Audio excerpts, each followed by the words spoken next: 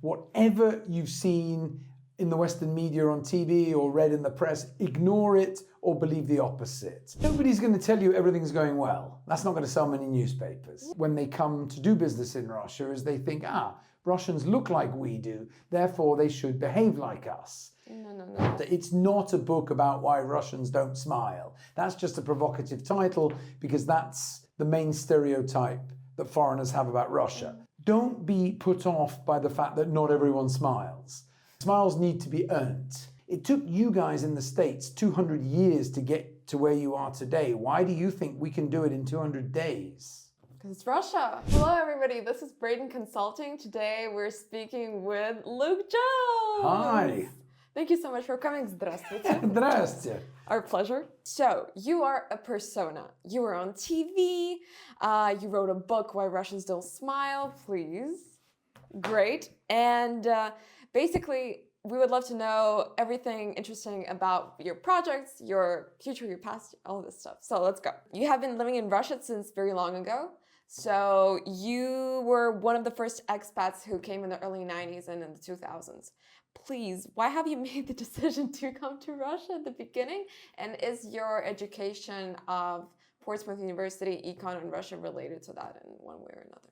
Okay, I think like many people to begin with, it was a case of, first of all, curiosity. Like when I grew up in the 1980s, first of all, we were told it was the evil empire. We had propaganda that the only thing we knew about the Soviet Union was gulags or everything's bad about it. And then suddenly Mikhail Gorbachev came and we had Gorbimania, things changed and suddenly it was like, what's this big, horrible, cold country trying to hide from us? Why are they so secretive? Why is it so closed? And I had a chance to come here in February 1991 when I was still at high school, 3 days in Moscow, 4 days in Leningrad. And it was like, ooh, and the metro cost 5 kopecks and there was nothing in the shops to buy. Sweet Russia. Yeah, it Sweet was Soviet like, Union. wow. You know, because previously we'd done school exchanges with France and Spain, and then suddenly you're thrown into Moscow, age 17, and we didn't really know what to think because there was almost no information other than what you saw on TV, which was largely negative. So yeah, to begin with curiosity, and then I had a chance to spend a year here studying in 1993-94, Moscow and Yaroslavl to study Russian language. And a friend and I flew from Moscow to Vladivostok and we took the Trans-Siberian Railway all the way back to Moscow, stopping off in like Khabarovsk, Ulan-Ude, Irkutsk for Lake Baikal. Our university in Portsmouth had an exchange with Novosibirsk, so we had friends there. And you got a chance to see how big the country was.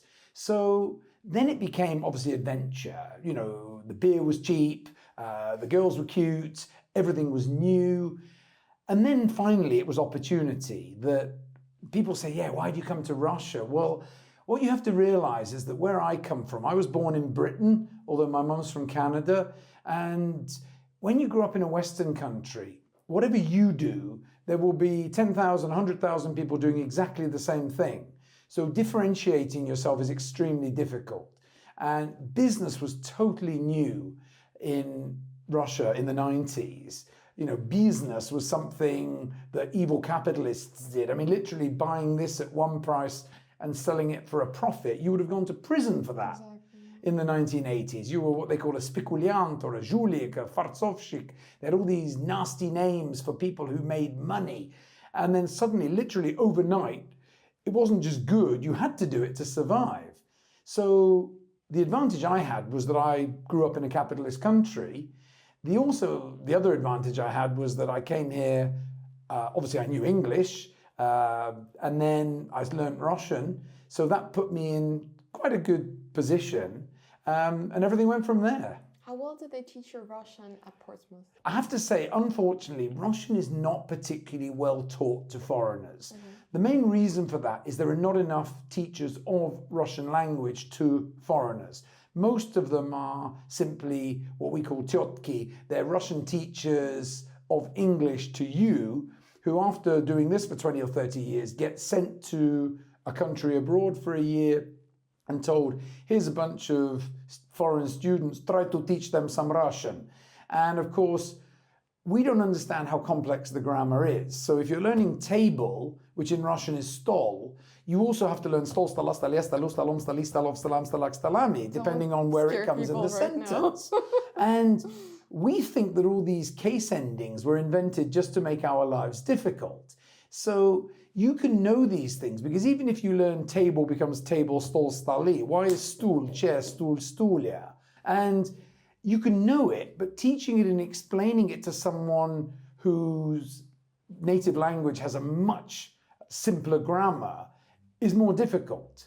So that took a while. Obviously, coming here was a lot, let's say, made life easier, because you didn't have a lot of choice. Nobody spoke English at all. There were no signs in English. You had to get things done. How'd you get along? With great difficulty. You learned very fast, because one of the biggest differences between, say, where I grew up and Russia is that in Britain, the more polite you are to people, the more chance there is that they will help you. Whereas when I first came here, it was the complete opposite. It was like, "Chonada, what do you want?" And they just assumed you didn't need it. And pushing people, totally goes against our mentality. I mean, my mother says that I've become a bit more arrogant after so many years here. And I said, well, I didn't have much choice. You just don't get anywhere otherwise. Yeah, you got toughened up in one way or the other. We have this little section on business. You as an owner of a business before and after the lately sanctions, what appeared to be the major challenge that you have managed or not to overcome? I think in general in Russia, you tend to get several years of good times followed by some sort of crash, crisis, whatever you want to call it. And you learn to, as we say in English, make hay while the sun shines. You really have to take advantage of the few good years when there's a real boom, and then adapt very fast to conditions when things are bad. So I was here in 1991, first time ever. Then in 93, literally there was a coup just down the road. I remember being woken up by sniper fire, but I was a student, so it didn't really matter. It was fun. But I was here in 98 when the ruble crashed. So at the time it was 6 rubles to the dollar. We went out for lunch and it was 9. At the end of the day it was 17. End of the week it was 24. So we had 400% inflation within a week. All right, now that is very hard for anyone, let's say in a Western country, to get their head around this. Exactly, yeah. All right, so then I actually went abroad. Then I lived in Poland and Czech Republic for a few years. Then we had a great boom time between 2001, 2008. Then you had the global crash, which admittedly Russia actually rebounded from pretty quickly. Yeah, because it was about 9 months or so, because it was a global problem that affected Russia. Then obviously you had the sanctions and the oil crash at the same time in 2014. That was probably the toughest one. Then obviously you had COVID. Then you had the SVO. So you learn to adapt. You learn to, let's say, look at different markets and make sure that you can really very quickly think, okay, what do we do now? And be ready for any downturn. And also, every crash or downturn that we've had has been different. So it's never been a dull time. Is this stimulating environment is something that interests you, something that drives you, or is it like on the other side? Sometimes you're like, oh my God, not again. But yeah, I think, you can do very well during the good times here. And I think that's what keeps most expats here. A lot go. I mean, I would say the majority of expats left with the crash of 1998, myself included. I would say 95% left. Very few struggled through 99, 2000. But 2001, 2, people started coming back. A lot of new ones arrived. I mean, literally in 2003, 4, 5, 6, 7, if you could walk and talk at the same time, you could make money here. Unfortunately, I don't think those times will ever come back, but it was fun while it lasted. Well, then how do you take the fact that you've witnessed so much history, so much cultural history in Russia? I'm not saying the world, but in Russia, you have witnessed the key moments that people study in schools right now. How do you understand that? How do you feel that? We're literally witnessing history. I mean, let's be honest, Russia as a country is only 35 years old. People forget that. I remember, I think it was Mikhail Gorbachev back in about 1988 was asked by an American journalist, are you going to introduce, Western style reforms into Russia, or the Soviet Union then? And he quite sensibly replied, look, it took you guys in the States 200 years to get to where you are today. Why do you think we can do it in 200 days? Because it's Russia. Well, yeah, but nothing moves quite that quickly. I mean, let's be honest, Russia has moved at an incredible speed. I mean, it must have been incredibly difficult for people to adapt to the new realities, because let's be honest, during communist times, you essentially received a paycheck for showing up to work. And then literally overnight, whatever it was you were producing was probably useless. People weren't getting paid. Nobody needed what was being produced.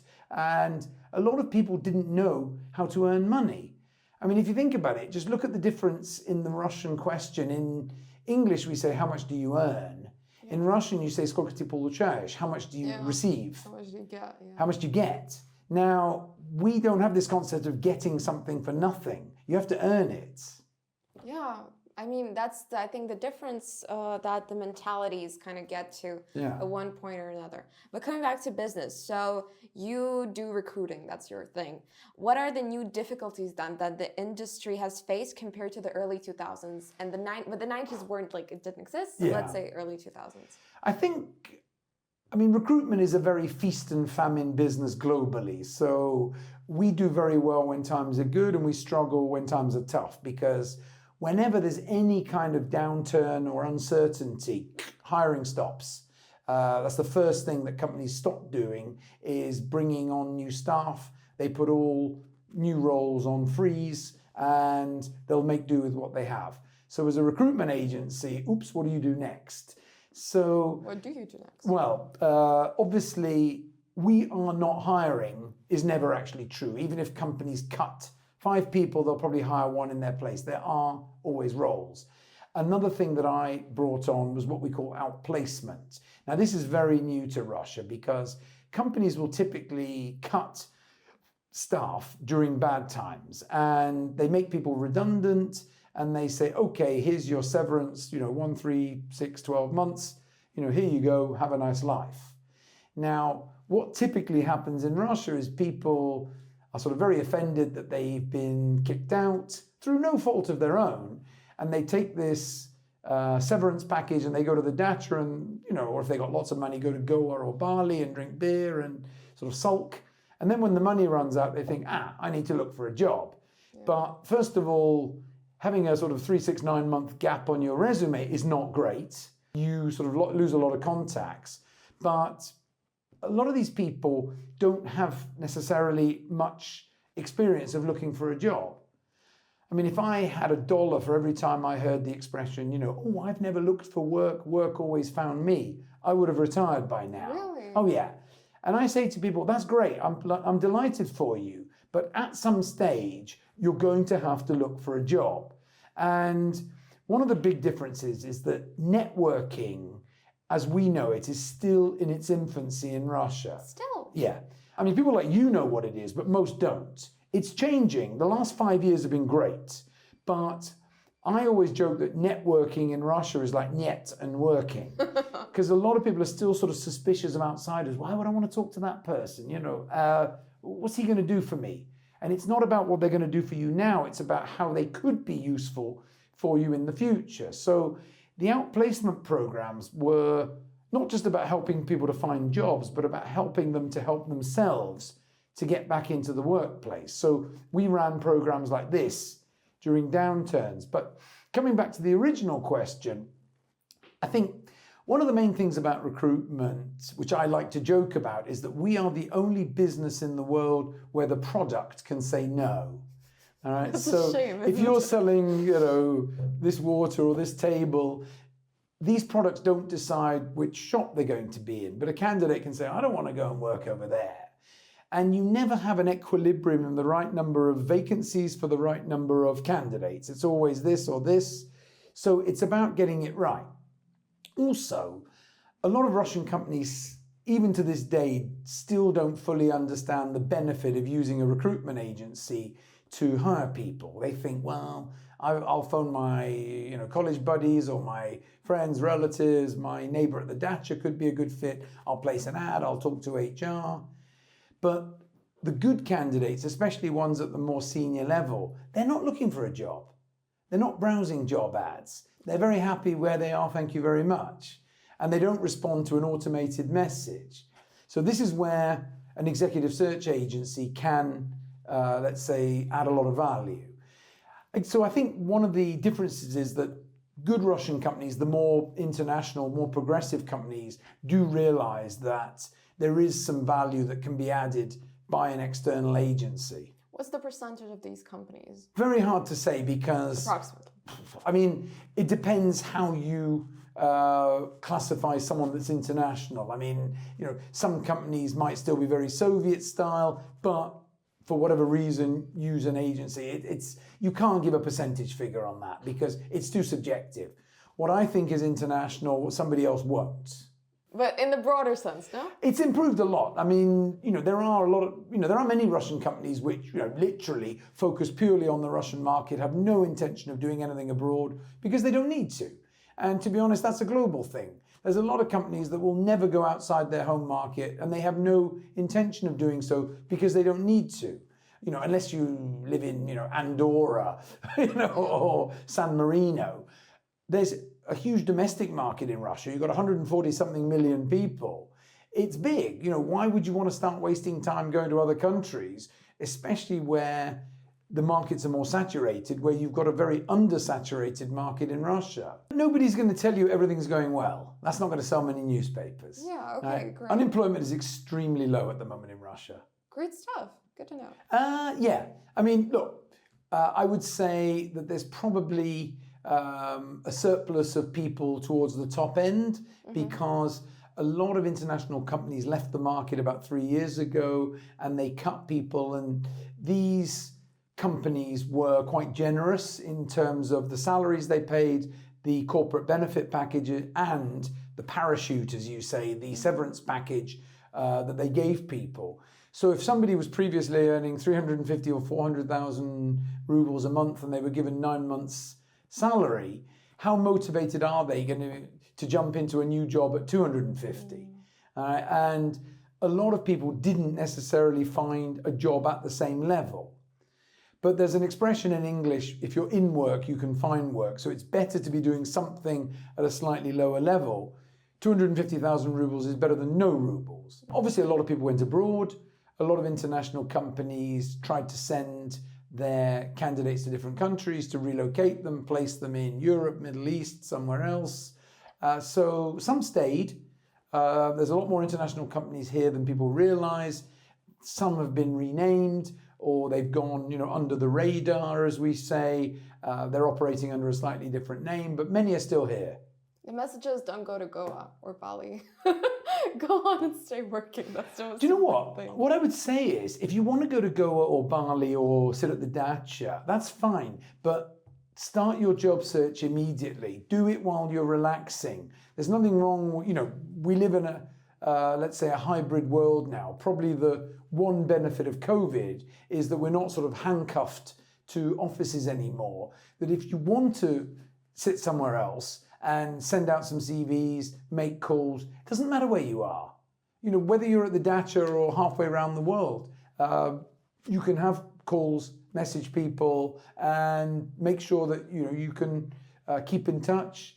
It's much better than doing nothing and then waiting for it, because a job search can be a full-time job. Oh, definitely. Yeah, I've experienced that in the recent times when I was trying to find a job. So yeah, good to know. Let's go on then. Country-specific issues a business is bound to experience in Russia.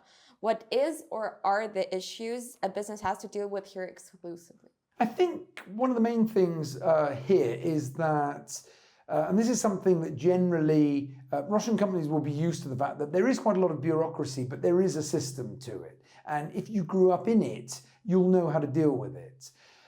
I think what I found is that as a foreigner, you are often quite far removed from a lot of the, let's say, day-to-day complexities of Russia.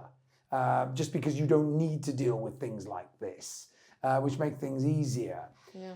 I think the biggest mistake that a lot of foreigners make when they come to do business in Russia is they think, Russians look like we do, therefore they should behave like us. No. No, exactly. You know that. I know that. But people coming for the first time will think, well, okay, if I go to Asia or the Middle East or Africa or even Latin America, people look different. So it's natural that they will behave differently. But I would say with Russia, one of the main differences is that Russians are very direct in how they speak. And this actually, once you get used to it, saves you a lot of time because you know where you stand. You know, if you look at the Asian way of doing business, you will almost never say no. Nobody says no. If a Japanese guy says, I will do my best, that probably means no. I worked in India for 1.5 years, and you know, if an Indian says to you, yes, sir, that usually means something between I'm listening and I don't understand. Oh my God. Right? When I worked in Saudi Arabia, same thing, that you meet somebody, you do a presentation, yeah, that's interesting.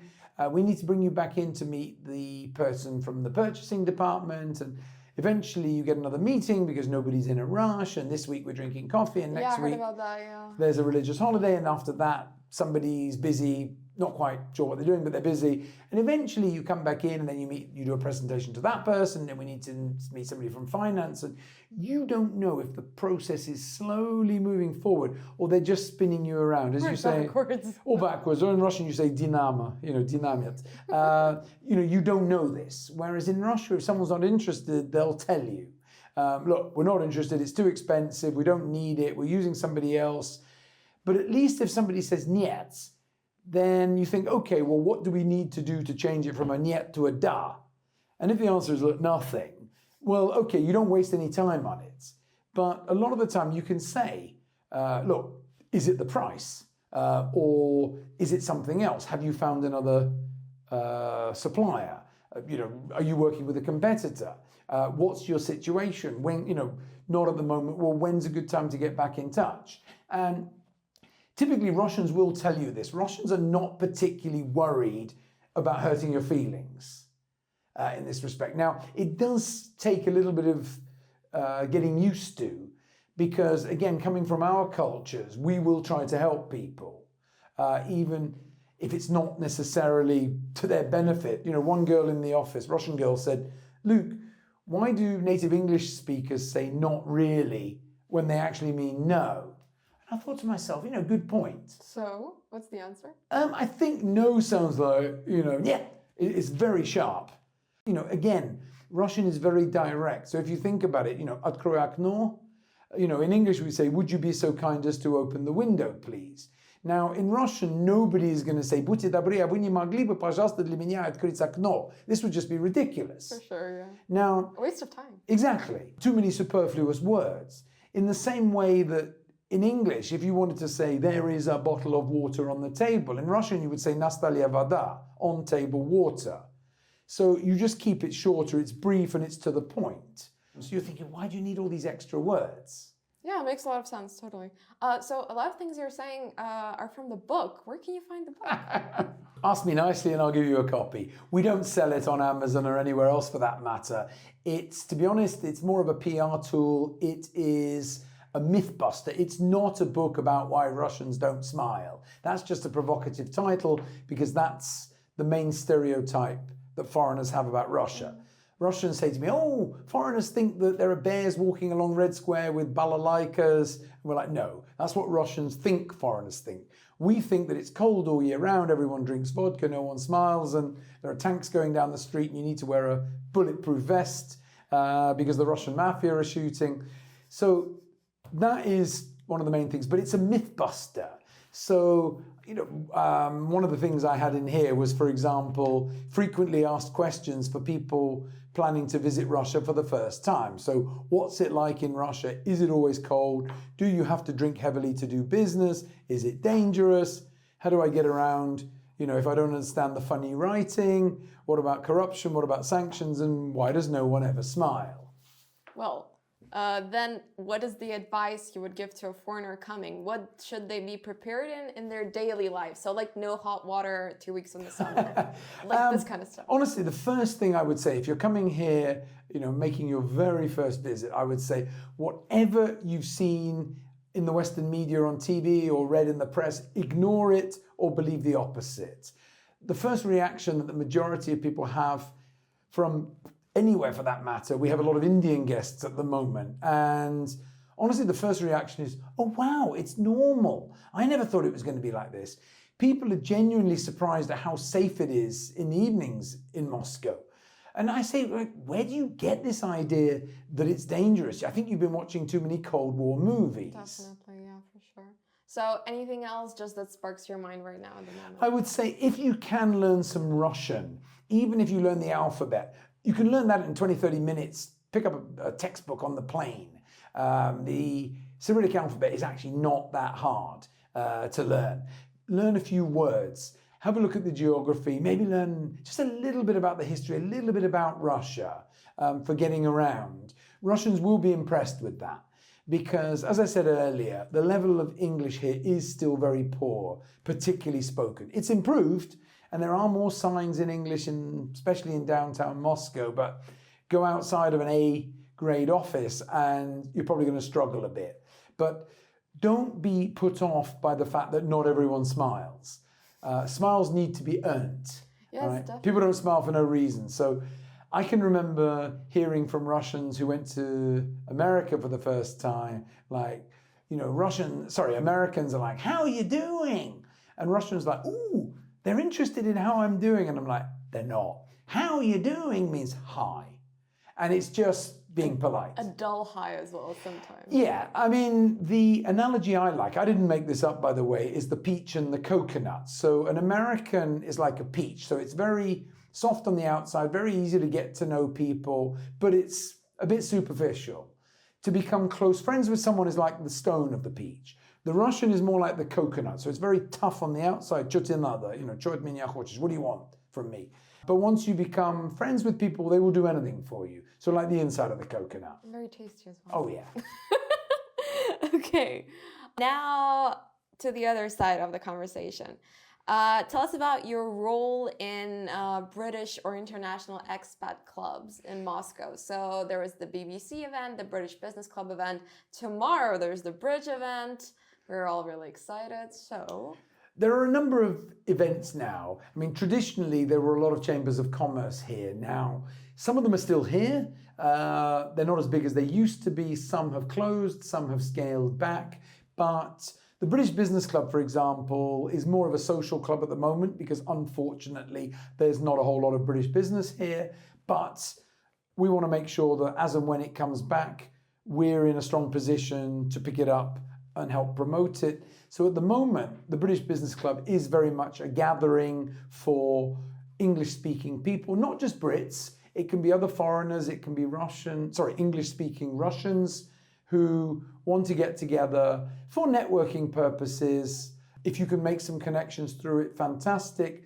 We try to run events around about once a month. I mean, earlier this year, at the start of the year, we had a Christmas dinner, we've had a pub quiz, we had a charity bowling event, which was great fun. Our team reached the final. We didn't win it, unfortunately, but it was great.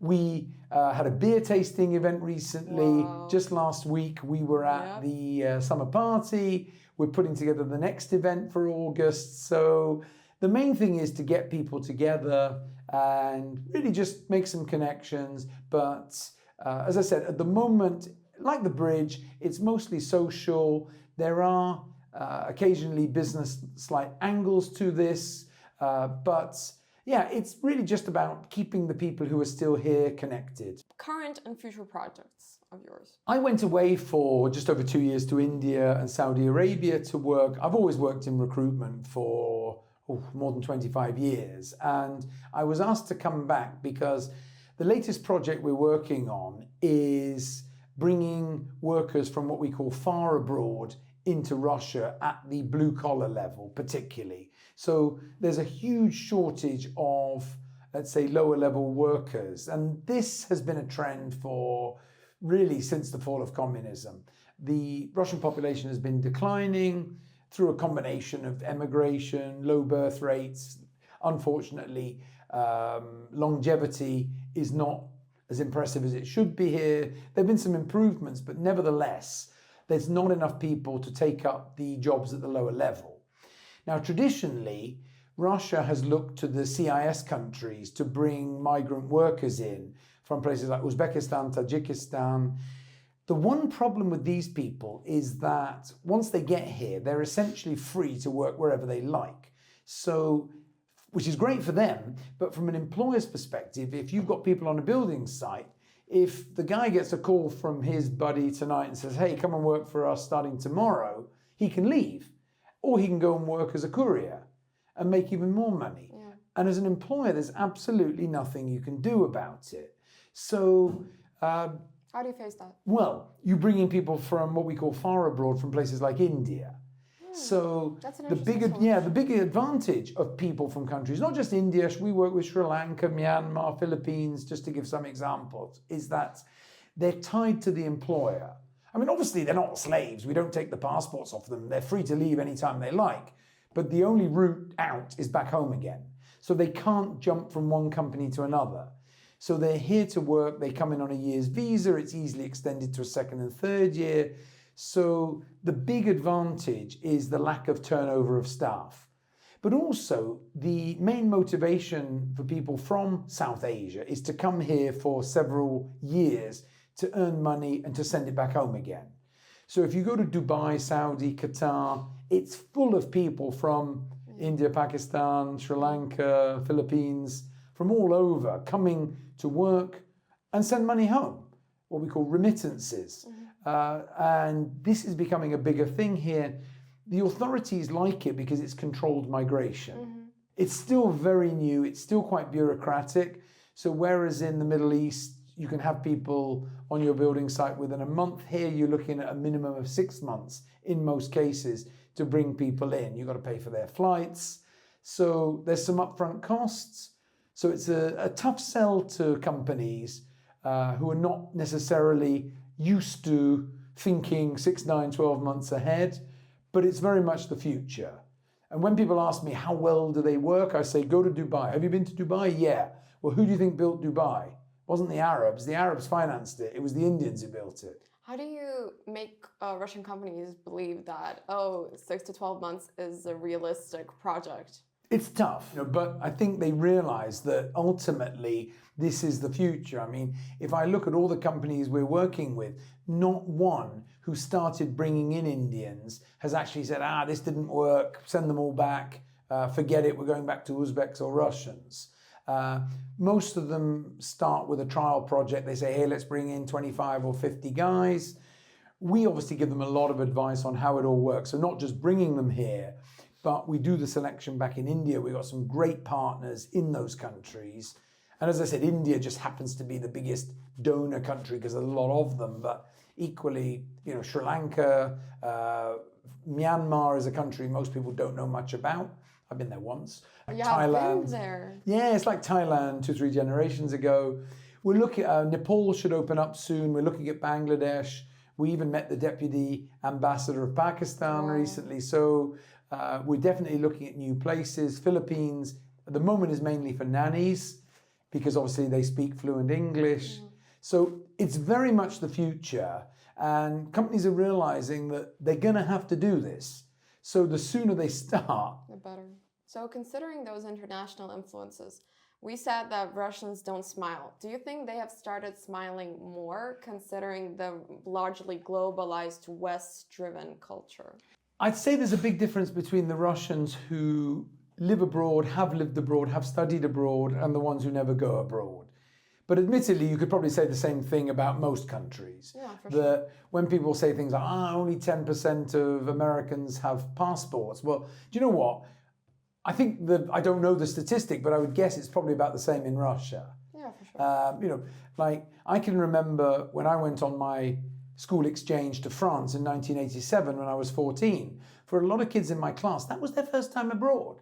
And I come from the southwest of England where you can get on a ferry and a few hours later you're in France. But it just wasn't the done thing back then. People just didn't really go abroad. It's a relatively new thing for a lot of people in the world. And yeah, you know, you can go on holiday, take a vacation to Turkey or Egypt or Thailand quite easily now, even if you don't speak any English. So things are opening up very much. So I think, you know, people are starting to smile a bit more. But if you think about it, the smile that we have in Western or even Asian society is more, not because we're necessarily really happy, but it's to make the person in front of us feel more comfortable, more at ease. I see. Well, then we're coming to the more controversial questions. So, you travel a lot. What's your favorite city other than Moscow in Russia? And which of them has the most beautiful woman? And ultimately, are Russian women the most beautiful women? Well, I'll start with the last question. East European women in particular are extremely attractive. There's a lot of reasons why. My personal take on this, yeah, I think my logic of this is the high cheekbones, the schoolie, makes them more attractive. That's just my personal belief. I think a lot of it also comes back, if you go back in the history, the Soviet Union lost 27 million men in the Second World War and God knows how many millions more in the gulags. So a lot of the babushki, the grannies, grew up here, remembering a time when there was no men. There was a huge shortage of guys. So for a lot of time after the Second World War, during the Soviet period, there was huge social pressure on young girls to get married because, you know, you had to grab a guy. Yeah. I mean, if you just have to look at the Russian terminology, that in English you say to get married, whether you're a man or a woman. Oh, yeah. So in Russian you say жениться, literally you go and take a wife. Or выскочить замуж. Yeah. To go and like hop into a marriage. Literally, in Russian you say выйти замуж, which I think technically means you go behind your husband. Yeah. Don't tell the Western feminists, but again, it's just an expression, but there is some truth in that if you look at how it works. Now, obviously things are changing. That, you know, and I say this to foreigners who come here, you know, foreign men, I'm like, guys, all right, you can date a girl who is way out of your league, all right, who wouldn't even talk to you back home, but do not think it's because you're so amazing. That's the mistake a lot of people go, oh, wow. Pen it all down, pen it all down. Yeah, everybody. You know, everything's relative. But also, you know, the 90s when a lot of girls got married for money or to foreigners to go abroad, that's long gone. You know, being a foreigner is not cool anymore. If a Russian girl wants to go abroad, she'll go abroad. Yes, people think, oh, the grass is always greener, but on the other hand, there's equally a number of stories where Russian girls have gone abroad and it hasn't been as rosy as they thought it might be. You know, in Russian you say "Tam хорошо, где нас нет," it's good where we're not. Yeah. In English we say the grass is always greener, and often it isn't. Another thing I found is that a lot of Russians, when they go abroad, don't necessarily mix with each other that much. Now this is changing, especially in the last 5-10 years, that there are more social groups, but nevertheless, Russians do not mix with each other quite as much as, say, we do here. Now, I admit that if you're an expat in Moscow, you will mix with people that you wouldn't necessarily be friends with back home because you've got something in common. Ooh, we're in Moscow. But again, coming back to the original question, we've digressed a bit. I think, yeah, there's some extremely attractive girls here. It's not just the Slavic ones. What you will find is that a lot of the West European men or North American, Australian do like the Asian looking girls. So if you look at all the oil guys who were in Kazakhstan and Azerbaijan, pretty much every single one of them went back with an Azeri or Kazakh wife. Yeah. You know, guys will like girls who have the Buryat or Kalmyk look, Uzbek, you know, very pretty girls there. It's the enchanting eyes, I think. Yeah. It's also exotic. You have to realize for us, Central Asia, it was totally closed off. It's extremely exotic for us. Again, because for 70 years we couldn't go there. You know, and it's superb. I mean, I love my trips to Central Asia. Doesn't mean I'd necessarily like to live there. Caucasus is another one, great fun. So yeah, I think, you know, you see a lot of guys go crazy. The basic advice I would give to most guys is don't fall for what we call first bird or first chick syndrome. You know, you don't have to marry the first one you meet. Even if you really want to. You can do, but I'm just saying, you know, too many guys get here and they're like, oh my God. You know, I still see it. All right. But, you know, there's a reason. I mean, I think girls do make a lot of effort here, which is fantastic. Coming back to which cities I like, obviously Moscow. I love living in Moscow. There's nowhere else I'd rather live. Where do I like going? Well, I've been to 85 regions of Russia. I was just going to ask you. I think everywhere is interesting to visit once. So, you know, I would definitely recommend, you know, going to other places. I mean, if you look at TV, if you haven't traveled much, you could be forgiven for thinking that this is a Slav-only country. It's far from it. There's well over 100 nationalities here. There's thousands of Tatars. Go to Tatarstan, Kazan, the capital. I was there last month. Been there many times. Love it there. It's beautiful. Great mix of, you know, Tatar, let's say, Islamic culture fused in with Russian. You know, very secular, which is what I like about that. There are 3 Buddhist republics, so Kalmykia, Buryatia, Tuva. I've been to all 3. Buryatia down in the south, it's the only Buddhist republic in Europe. It's really bizarre. You go there and suddenly the people look Asian. Tuva, literally, I think I was the only tourist in town when I went. It feels like a piece of Mongolia inside Russia. You know, I've been to Chukotka, which is literally just before you hit Alaska. You know, you go down to Dagestan, Ingushetia, Chechnya, and again, even Russians for a long time were frightened to go there. Exactly. I was just going to say. But that's a stereotype. I mean, a Dagestani guy last time I was there said the most dangerous thing that'll happen in Dagestan is that the local population will overfeed you. I was just going to say. So, you know, I had a great time there. The people were very hospitable. You know, so in terms of which cities do I like, in addition, obviously outside of Moscow, Kazan I love. Believe it or not, Khabarovsk, I'm a big fan over in the far east of Russia. Don't know why, but I've always liked my trips to Khabarovsk. I just wished it wasn't so far away. How many hours is the flight?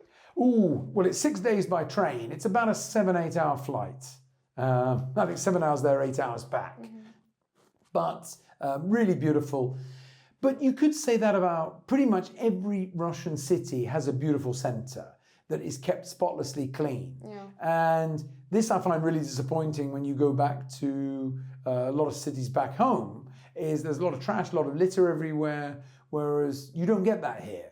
You know, there are no homeless people sleeping on the streets in the center. There's no aggressive beggars. There's nobody trying to steal your mobile phone in the center. So it is very safe. So I think, you know, where else do I like to go? Krasnodar, you know, I've always enjoyed. There's a super city. I studied Russian in Yaroslavl, as I said earlier, which is a great getaway for the weekend. You're not going to do a lot of business there, I wouldn't have thought, but it's a very pretty town. All of the Golden Ring towns are easy. You can do some of them on a long day trip, but easily for a weekend away. Talking about Russia, do you think that you have adopted the Russian soul? Yes, and you said in your book that умом Россию не понять. Do you think that now you are one of them or not really? What's your take on this? Well, I've lived, I think, almost exactly half my life in Russia, if you add it all up. Now, I think one of the biggest differences, and this was hard for me to get my head around first, was if you want to translate Россию умом не понять, is something like there's no logical way to understand Russia. And this is quite hard for us because our mindset is much more pragmatic, much more logical. So I think when I arrived here, whenever somebody did something or said something, I was trying to find some logic, and often there wasn't any. And this is hard for us because whatever we do, there's always a reasoning behind it. I'll give you a simple example. In my business, recruitment, what typically happens is that you're not happy in your current role, you go for some interviews, you get a better job, you're thinking, oh, dream job, yeah, I get an offer, the pay rise, you know, yeah, I'm looking forward to it, sign it, I'm ready to start. You go back to your boss and say, I'm leaving, and your boss says, oh, no, please don't leave, we love you, here's 20% more cash, please stay. Now, my boring, logical, pragmatic mindset thinks, well, if you thought I was so great, why didn't you pay me this extra cash yesterday?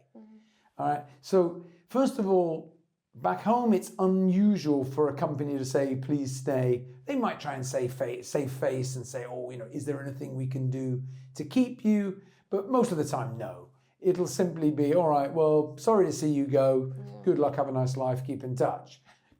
In Russia, people will they'll fall for this. And when they say, oh, here's more cash, they love me and they're going to give me more money, yeah, I'll stay. Now, global statistics show that around 80% of people who accept a counteroffer leave within 6 months anyway, because money wasn't the main issue. I don't like my boss, the office is too far away, don't like the job, no chance of promotion. It's just your next pay rise coming a little bit early.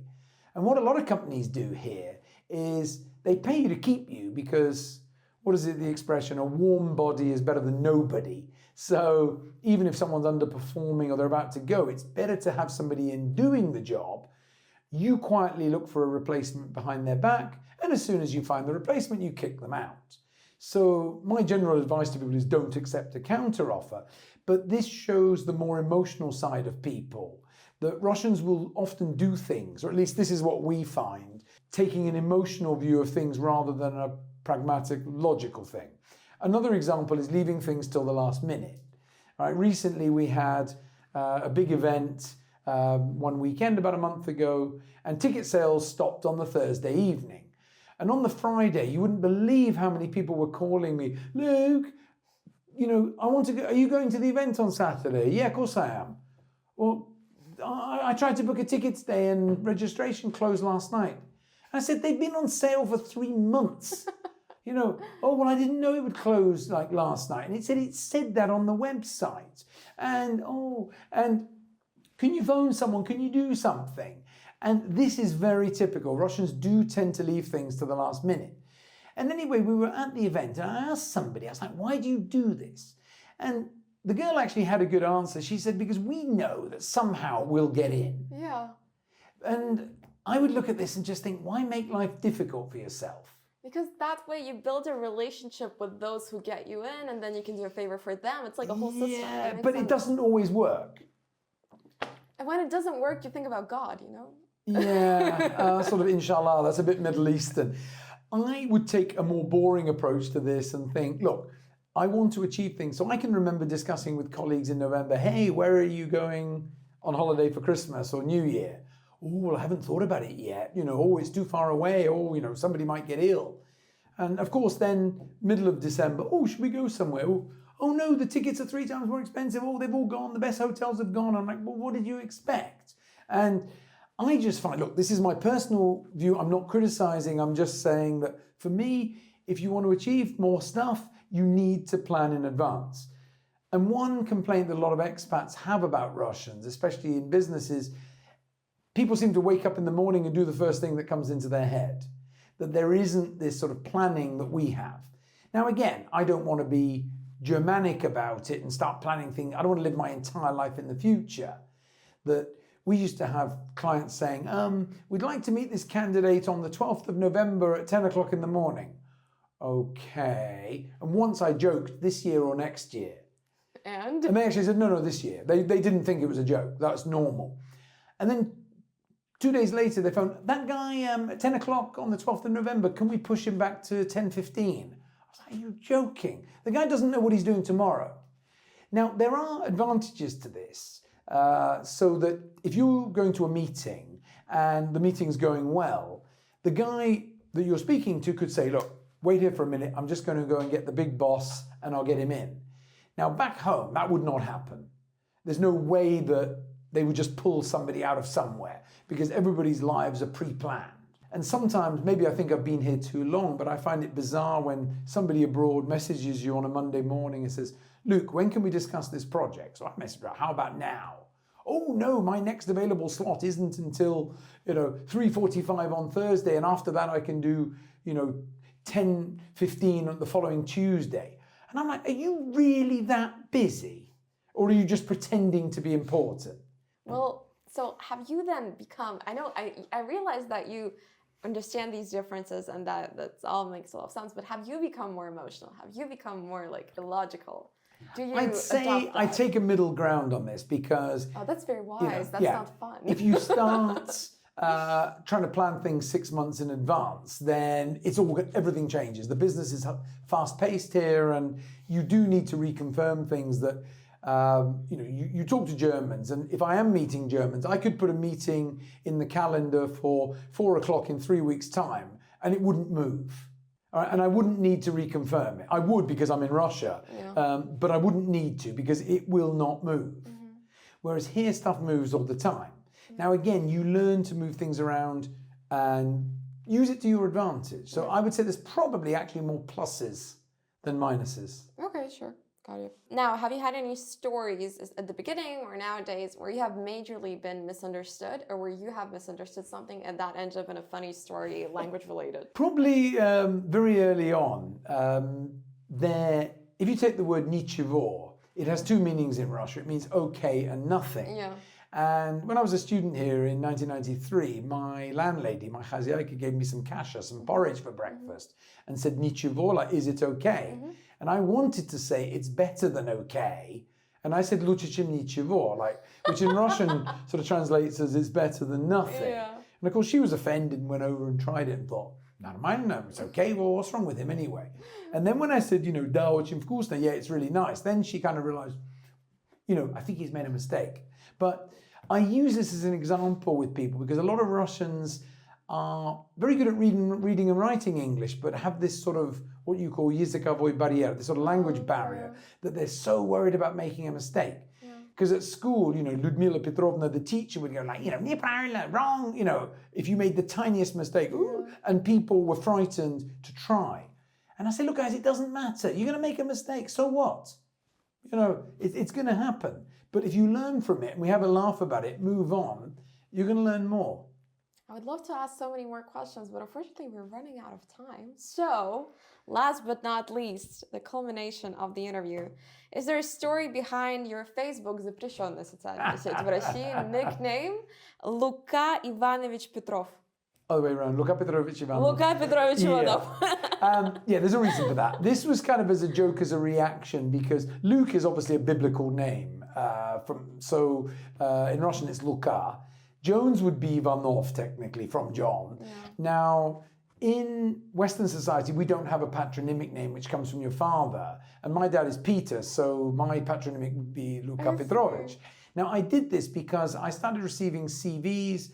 Somebody would send me their resume, and instead of Yelena, they would put Helen, or they put Michael instead of Mikhail. The one that really got me was Eugene. Oh, wow. And I'm like, why do you call yourself Eugene? Or because it is easier for foreigners to pronounce. I'm like, look, all right, your name is Yevgeny. And the problem with this is it actually causes more issues. Yeah, for sure. Because we had a situation where, similar name, Yevgenia, called herself Jane. And she was working for a foreign company. And somebody in HR in the UK said, could you please send us Jane's details? So I was like, Yevgenia, whatever. No, we don't need Yevgenia, we need Jane. And of course, I was like, well, actually, she just calls herself that to make your life easier. And so they're like, why are you making this difficult? Because if you call yourself one thing and you put Kate or Catherine instead of Yekaterina on your resume, and then you send your passport through and it doesn't match, they're like, well, you're not the same person. Yeah. Now, I get it if you go abroad, because again, like, Lyudmila is not going to be easy for some people to pronounce. Yeah. And also, if you think about it, a lot of surnames will be slightly different. You put A at the end. Whereas our surnames don't change. And some people would say, look, why have you and your husband got different sounding surnames? So I kind of get it while people do it. And it was a reaction early on. It was more as a joke. It's a bit like saying malinki mягкие форточки for Microsoft Windows. All right, just translating stuff literally. Yeah. Whereas that wouldn't translate. Okay, great fun. Thank you so much. This is amazing. You're welcome. Thanks. Subscribe to Braiden Consulting, subscribe to Luc's social media. We're going to link all of that below. And if you want to speak Russian just as well as Luc, join our free Russian lessons. The link is going to be in the description. And yeah, look out for more amazing interviews at Braiden Consulting. Thank you so much. See you soon.